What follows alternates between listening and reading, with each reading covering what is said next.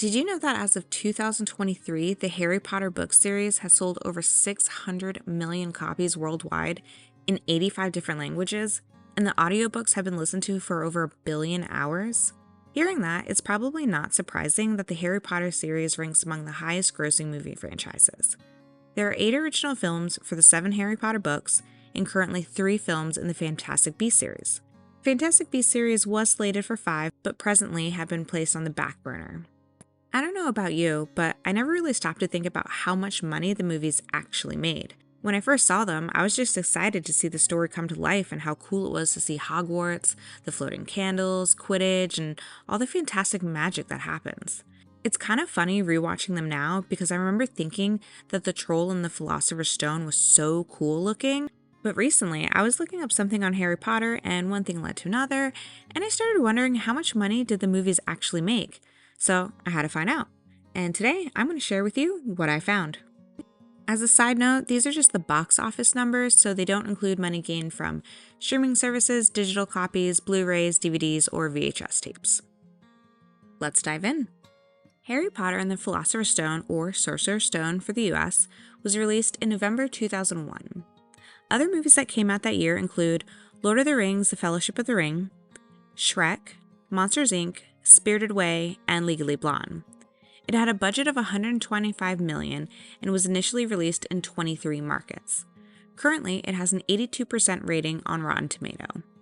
A review from Robert Ebert of Chicago Sun-Times said, "During Harry Potter and the Sorcerer's Stone, I was pretty sure I was watching a classic, one that will be around for a long time and make many generations of fans."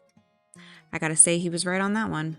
The original release of Philosopher's Stone made $974 million, but raised to over $1 billion with re-releases. Harry Potter and the Chamber of Secrets was released 1 year later in November 2002.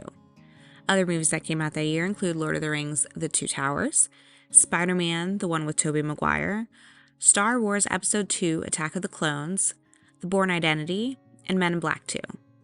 It had a budget of $100 million and was initially released in 30 markets. I find it kind of interesting that the budget dipped after the success of the first film, but whatever.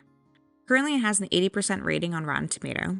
A review from Jeff Strickland of the Minneapolis Star-Tribune said, "Harry Potter and the Chamber of Secrets works the kind of way magic of Hollywood rarely displays. It's a sequel that's better than the original." The original release made $878 million and raised to $882 million on re-release. Harry Potter and the Prisoner of Azkaban was released a year and a half later in June of 2004. This was the first summer release. Other movies that came out this year include The Incredibles, Anchorman: The Legend of Ron Burgundy, The Notebook, Napoleon Dynamite, and Mean Girls. It had a budget of $130 million and was initially released in 48 markets. Currently, it has an 86% rating on Rotten Tomato.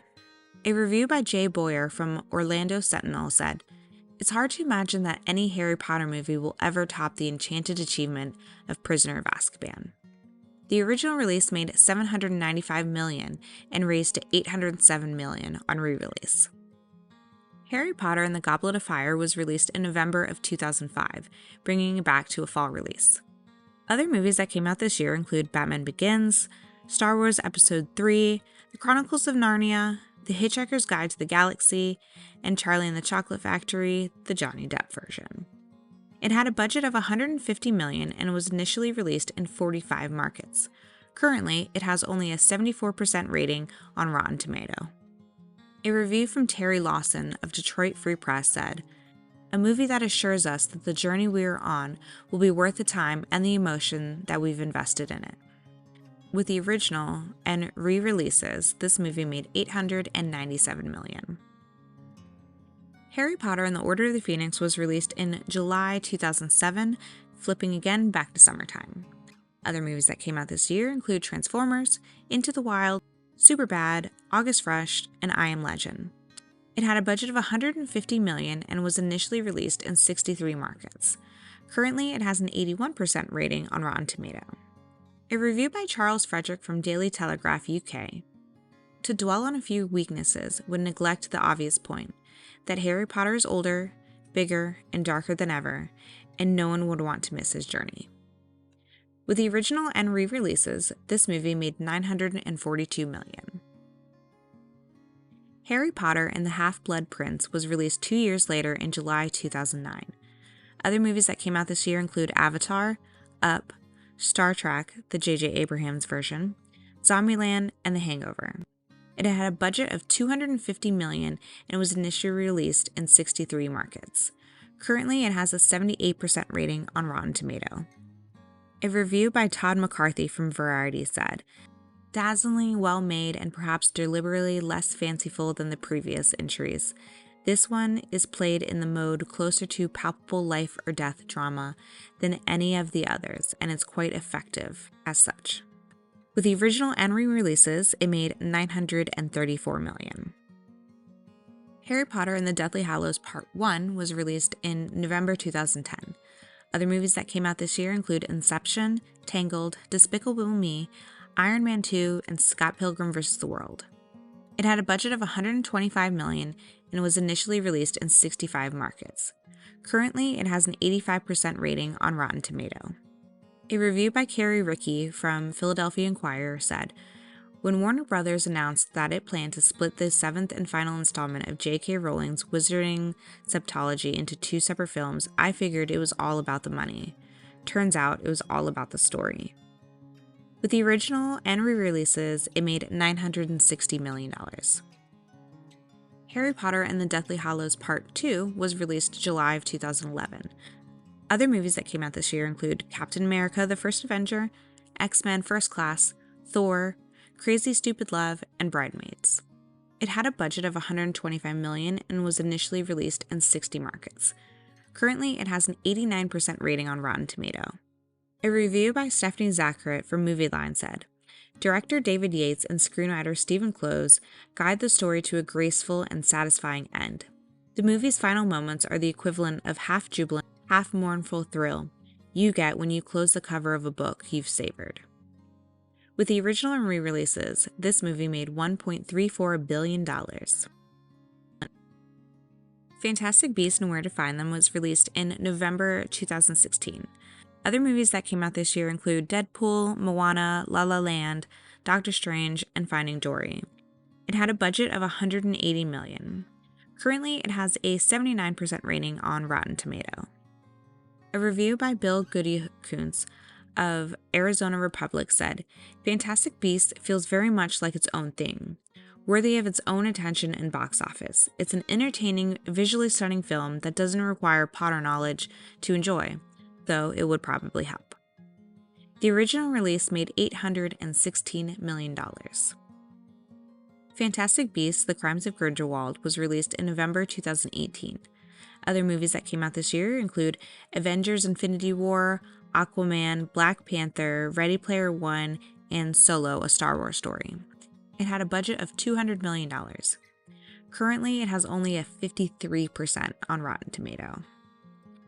A review from William Bibiana from The Wrap said, "The Crimes of Grindelwald probably had enough plot to drive a 4-hour miniseries, but even so, what we get is often absorbing and grand." The original release made $655 million. Fantastic Beasts: The Secrets of Dumbledore was released in April 2002.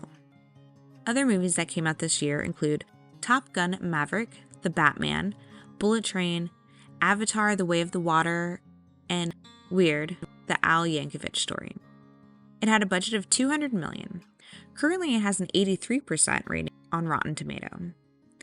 A review by Peter DeBerg from Variety said, "No other film series works in such an intricate, multi-installment arc, planting details that will most certainly pay off in forthcoming chapters." The original release made only $407 million.